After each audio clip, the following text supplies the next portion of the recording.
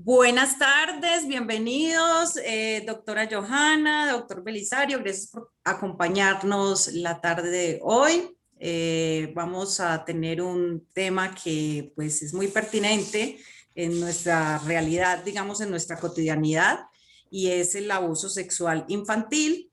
Hoy nos acompaña la doctora Johanna Ovalle. Ella es abogada de la Universidad Militar Nueva Granada, magíster en Derecho Administrativo y también docente universitaria, y el doctor Belisario Balbuena, que ya es de la casa, que ya muchos de ustedes lo conocen. Él es psicólogo forense, criminalista, perito, y hoy vamos a darles un poco, una introducción. Lo que queremos hacer es darles una introducción del tema del abuso sexual infantil, porque próximamente vamos a tener un seminario que queremos compartir con todos ustedes, el cual realmente nos va a dar mucho conocimiento y herramientas para la prevención, detección e intervención del abuso sexual infantil, con un énfasis especial cuando los niños tienen padres o madres con un trastorno psicopático de la personalidad. Entonces, bienvenidos y bienvenida, doctora Johanna, bienvenido, doctor Muchas Belisario, gracias. gracias por atender esta invitación. Muy bien.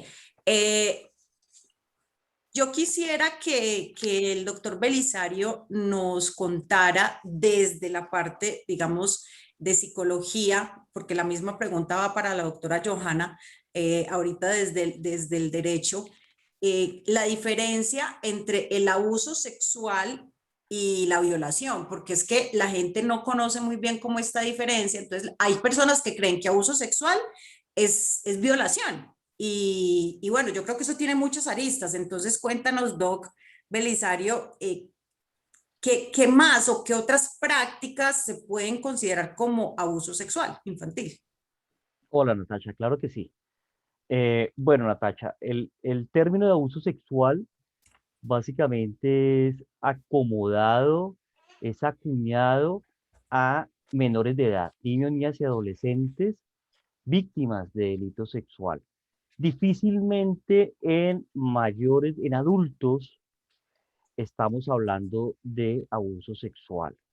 Eh, Ahí ya se configuran, y obviamente nadie mejor que la doctora Giovanna para explicarlo, otras categorías en ese sentido. ¿Sí? Me explico. En un niño, un tocamiento en sus partes íntimas de contexto libidinoso es abuso sexual.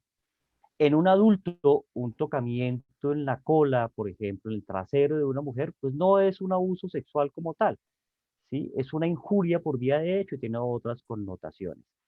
Aquí es porque hay una protección especial precisamente para niños, niñas y adolescentes de esa edad hacia abajo, es decir, desde los 14 años hacia abajo. En relación con el abuso sexual estamos hablando de dos categorías. Uno que hace referencia a los actos sexuales abusivos, que son básicamente tocamientos libidinosos que se hacen en las partes íntimas del menor o cuando se expone a pornografía explícita o cuando se le pide o se le obliga o se le seduce para que mire las partes íntimas del adulto, para que las manipule, en fin.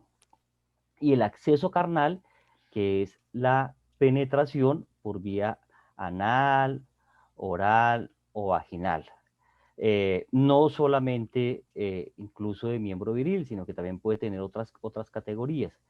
Pero en esas circunstancias es que básicamente se define lo que se entiende por abuso sexual y lo que es el abuso sexual. Gracias, doc. La misma pregunta para la doctora Johanna, desde el derecho, o sea, ¿cómo está tipificado el abuso sexual? Sí, Natacha, buenas noches a todos los que nos están escuchando y viendo. Efectivamente, el Código Penal colombiano tipifica la conducta de acto sexual abusivo con menor de 14 años, tal y como lo indicaba el doctor Belisario, como esos tocamientos con una persona que además de no tener la edad para vivir ese tipo de situaciones, tampoco su madurez psicológica le da para poderlo asumir. Y eso más que nadie lo sabe el doctor Belisario. Además de que se ataca la parte psicológica sometiendo a ese menor a este tipo de situaciones, también se somete su parte física, bien sea, como decía el doctor, los tocamientos, someter a ese niño a ver pornografía, a participar en ella además, que también eso tipifica otro tipo penal o otro delito, como llamamos en el argot jurídico, y básicamente es someter a ese niño a ciertas conductas que no tiene por qué estar eh, mm, eh, so, Viviendo. considerándolas, sí, por su madurez psicológica y además física. Y claro, el Código Penal castiga esa conducta. El que sometiera al niño, al menor de 14 años, a un tocamiento, y tal como lo decía el doctor, no es lo mismo tocarle la cola a un niño que tocársela a un mayor. Que en el mayor sí puede ser lo que decía el doctor, además puede ser acoso sexual dependiendo del contexto en el que se presente la situación. Ahora, el acceso carnal violento, ya hay penetración, y no solamente del miembro viril de ese adulto, bien sea del sexo masculino, sino también puede ser los dedos, objetos y demás. Entonces, básicamente, eso es lo que nos trae el Código Penal, y esas conductas son penadas y tienen pues su castigo intramural, porque recordemos que los derechos de los niños están por encima de los derechos de los demás, y las penas en Colombia son bastante altas para cuando se logra probar que un niño ha sido sometido al abuso sexual. Y por supuesto, como en nuestra normatividad interna están incluidas las convenciones internacionales sobre los derechos de los niños, pues por supuesto el Código Penal también está permeado de este tipo de convenciones. Entonces, sí son unos temas muy sensibles, y aquí en Colombia estamos viviendo día a día, tal y como lo decías tú, Natasha, y debemos tener muy en cuenta y tener, porque muchas veces las mamás no diferencian una cosa de la otra.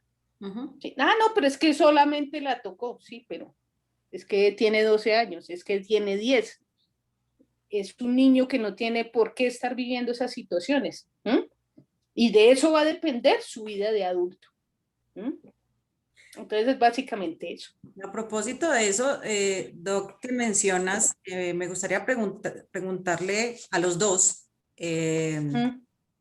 ¿por qué las personas se niegan tanto a que eso pasa o puede pasar dentro de las familias? Porque es que todas las familias dicen, no, aquí eso no, eso es el vecino, pero en mi familia eso no pasa. ¿Sí? No, mi esposo, ¿cómo se le ocurre? Mi hermano, ¿cómo se le ocurre? Mi papá, ¿cómo se le ocurre?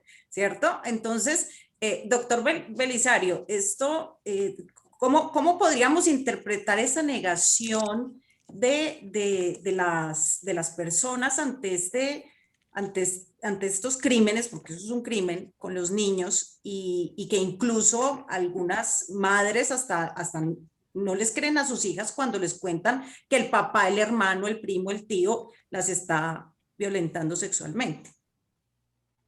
Natacha, es un tema que se ha venido superando, la verdad. O sea, ya no es como seguramente lo era en tu época, en la mía, ¿sí? Donde se constituía en un secreto a voces, donde la familia precisamente, en el caso concreto, las mamás que por naturaleza deben ser protectoras, no denunciaban, donde adicionalmente, como decía hace un momento la doctora Johanna, el código penal de esas épocas era muy laxo con los agresores sexuales, es decir, el tema en realidad, inclusive a muchos ni les daba cárcel o era desistible. Sí, alguien podía después venir y decir, no, mire, no, es que eso no pasó, o no, mi hija mintió. Hoy día la legislación vigente no permite ese tipo de situaciones. Entonces facilita o ha facilitado en gran medida que las denuncias se hagan. En realidad hoy día se está denunciando mucho más, Natacha, en realidad el tema se está revelando mucho más. Sí ocurren situaciones como las que tú estás mencionando, sí hay situaciones donde a veces las mamás de una forma perversa pueden conectar con esa situación por varias circunstancias, en su gran mayoría es por temas de dependencia económica, ¿sí? Donde no quieren precisamente que su pareja, en el caso de ser el padrastro, el agresor o el esposo, vaya a la cárcel, ¿sí? Y que con eso pues se dañe esa unidad familiar y todo el tema de la manutención de la cual ha venido viviendo tanto ella como su hija o sus hijos. Eh, pero son circunstancias no tan comunes. Hoy día en realidad se está denunciando más, se está viendo más. Inclusive yo he tenido casos donde la mamá hace la denuncia porque la niña hizo la revelación y quien presuntamente la agredió fue su propio abuelo, y la mamá, pese a que no está obligada a eso legalmente, constitucionalmente, lo hace. Y en ocasiones, a uno a veces como perito le pregunta, mire, yo no puedo creer que mi papá haya hecho algo así, pero yo estoy en una disyuntiva, yo debo creerle a lo que mi hija me está diciendo. Entonces, se coloca la denuncia y efectivamente se hace todo un proceso investigativo en ese sentido. Muy bien. Doctora Johanna, la misma pregunta para ti. Bueno, definitivamente hay algo muy importante y sí, efectivamente lo que decía el doctor. Hubo un tiempo en que el Código Penal no protegía al niño abusado, a la niña abusada, pero después de la Constitución de 1991, donde se le da prioridad a los niños y permean esa Constitución por convenciones internacionales, se le da voz a los que no tenían voz, digámoslo así, en esa época. Y recuerda que aquí siempre hemos vivido una sociedad, primero machista, segundo ultraconservadora, donde se guardan las apariencias, donde los señores, porque principalmente los que incurren en estas conductas son los hombres, no generalizando, pero sí la mayoría son hombres, entonces siempre son los caballeros, son los que, uy, no, ¿cómo así? Que el señor fue, no, que, ¿cómo se les ocurre? ¿Mm? Y súmale ahí otra arista, que es el tema del maltrato hacia la mujer, esa dependencia económica.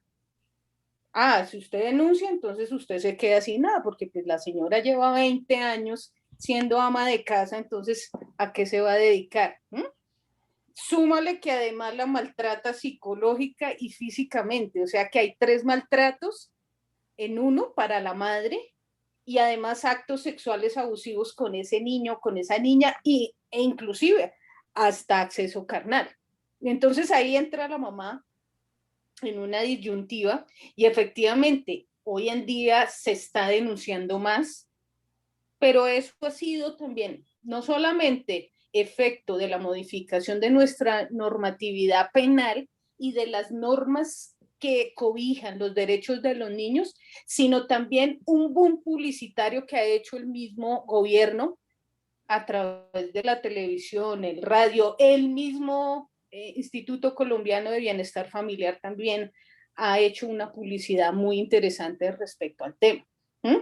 Entonces, no solamente por el acto sexual abusivo en donde dañan la integridad física de ese niño y la psicológica, sino también el maltrato a la mujer. Va aislado el uno del otro. Y por eso en esa época, ahorita menos, no se denunciaba, porque se le acababa quien suministraba el alimento en la casa, porque era una señora pues que no tenía para dónde coger, que no sabía hacer nada, pues porque es ama de casa. Entonces va el uno enlazado con el otro.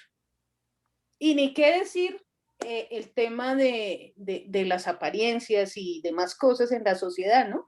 Porque aquí todavía tenemos sectores de la sociedad que son ultraconservadores y de esas cosas ni de hablar, ¿no? ¿Cómo se le ocurre? Que el abuelo, que el papá, que el padrastro, no, no, no, eso no se puede hablar. Y seguían las mujeres sometidas a ese tema, a aguantarse lo que los hombres hicieran.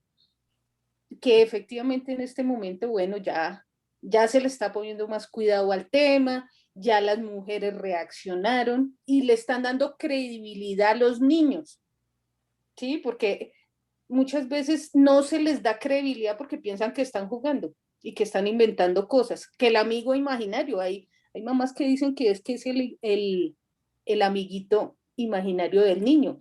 Entonces, ahorita se le está dando más credibilidad, además, porque cuando se abre un proceso penal por esas conductas, los niños son sometidos a peritajes, en donde aquí el doctor que nos acompaña hoy es experto.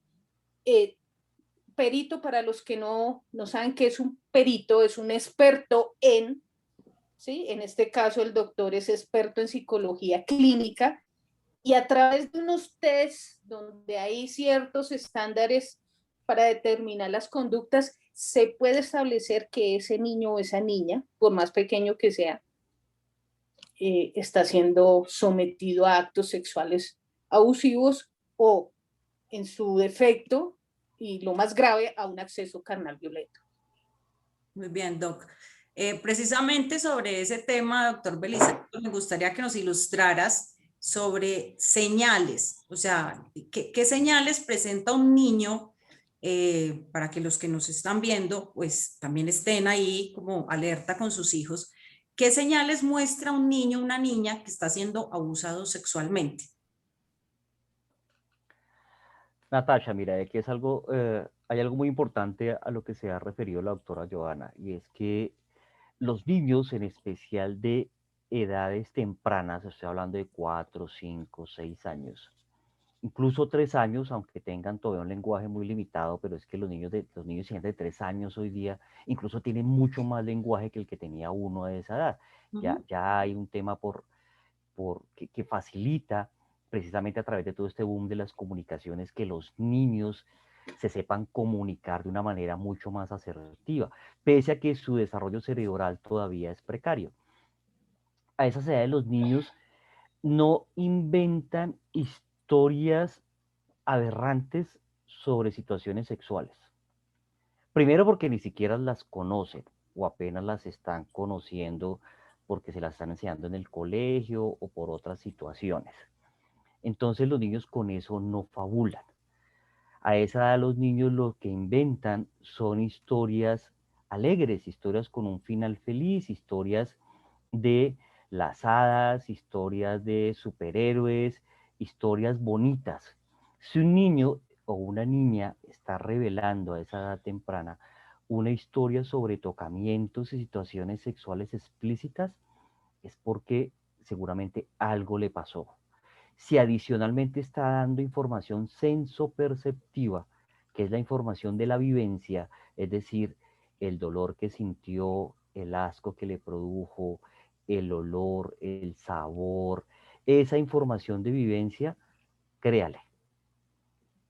Si da un relato y es en tercera persona y no está plasmado de algunos detalles, pues es posible que haya una situación perversa que se llama falsa memoria inducida por una interferencia parental, que eso también ocurre, y aquí es donde estoy metiendo parte del tema que nos interesa y es precisamente de esos padres o madres psicopáticos que usan a sus hijos como un elemento de guerra en contra del otro progenitor. Pero esa ya es una situación muy particular. Eso no es de la maldad del niño, es lo que yo quiero que entiendan. ¿Sí? El niño por sí mismo no se inventa ese tipo de cosas. En segundo término, si usted está notando que su niño o niña está siendo hipersexuado, ¿sí? Hipersexuado no es solamente que tenga comportamientos masturbatorios que son naturales en todos los seres humanos. Mire, hasta en los animales hay esos comportamientos masturbatorios. ¿Sí? Hace poco, bueno, yo estoy creando una cachorra schnauzer ahora y hace poco me llamó la atención que ella lamía constantemente, está en celo precisamente, y se lamía constantemente su zona genital. Empecé a indagar científicamente el tema y encontré que esa es una forma de masturbación que viene, imagínense, en los animales y de igual manera también en los seres humanos. Entonces es natural el tema masturbatorio, pero cuando la masturbación en un niño o una niña es excesiva o la hace con objetos, ¿sí? Yo tuve un caso de unas gemelitas donde una de ellas se masturbaba con la esquina de una mesa. Eso ya es de cuidado, eso no es normal, eso no hace parte de su desarrollo psicosexual.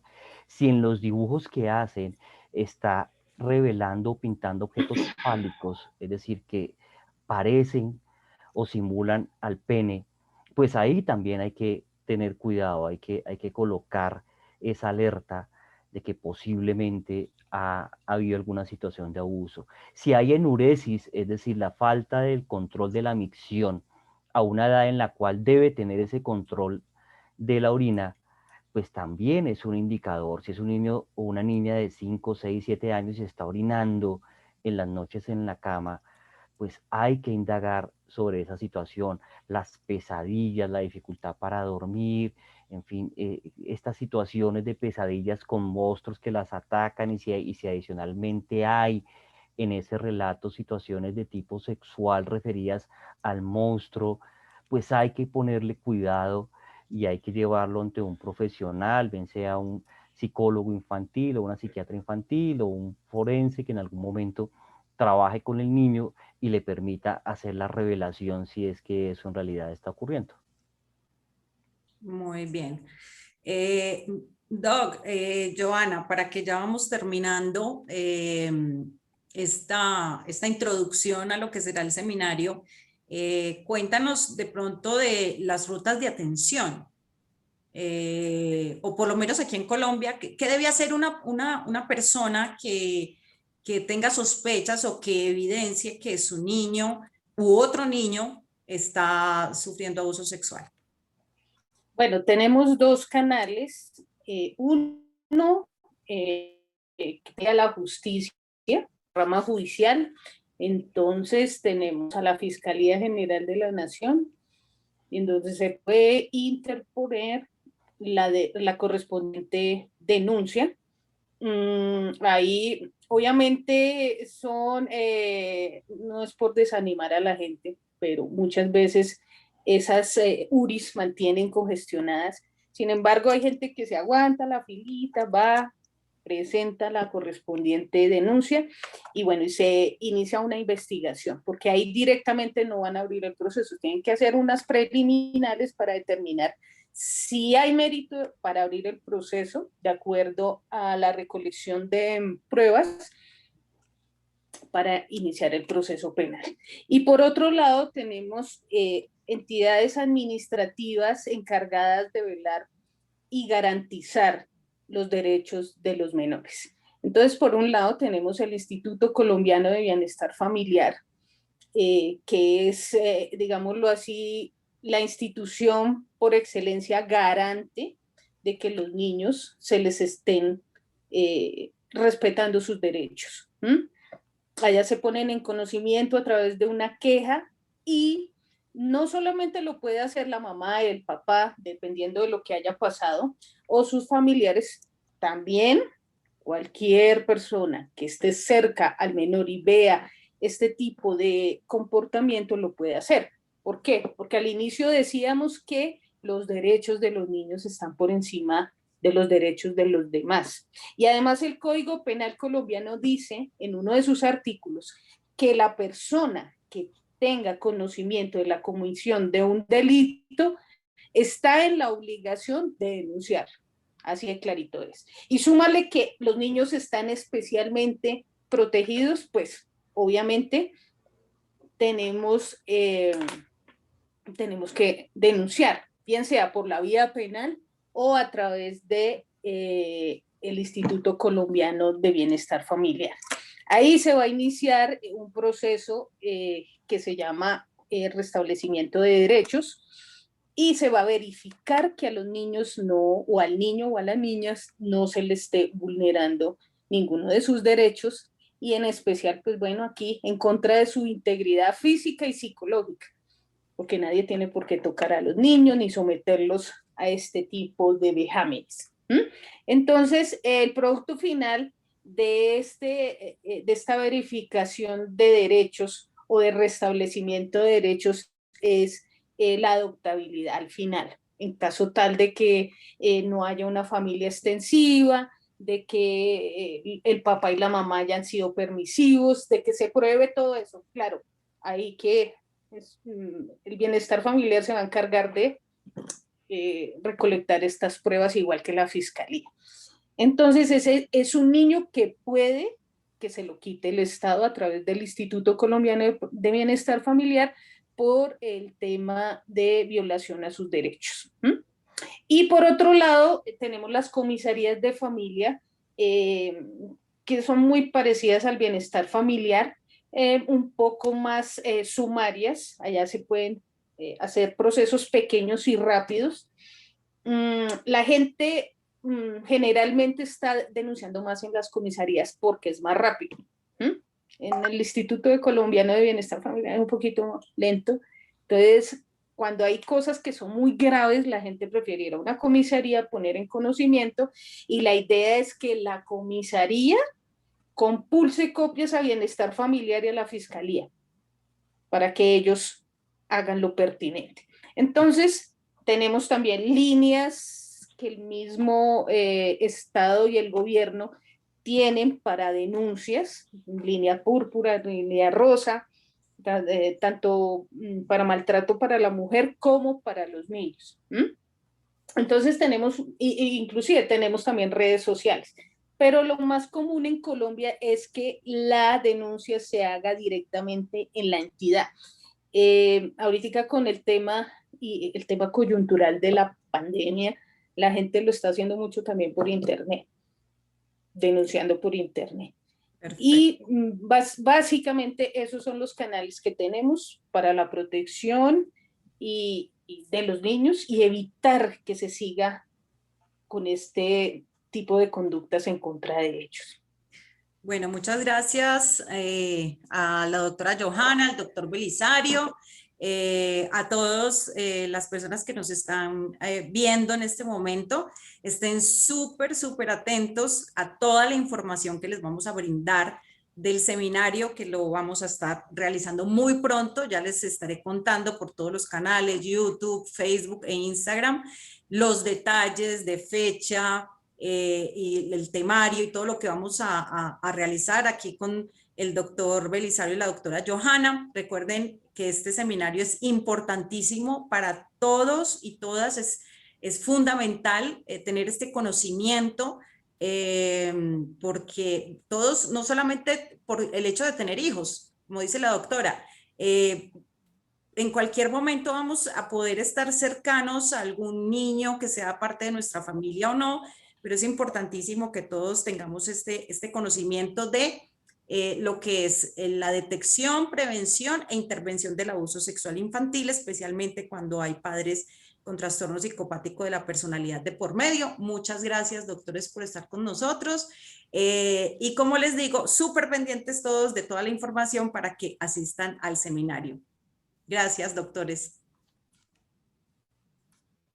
Muchas gracias. Hasta luego. Nos vemos pronto. Hasta luego, hasta la próxima. Bye. Chao. Chao.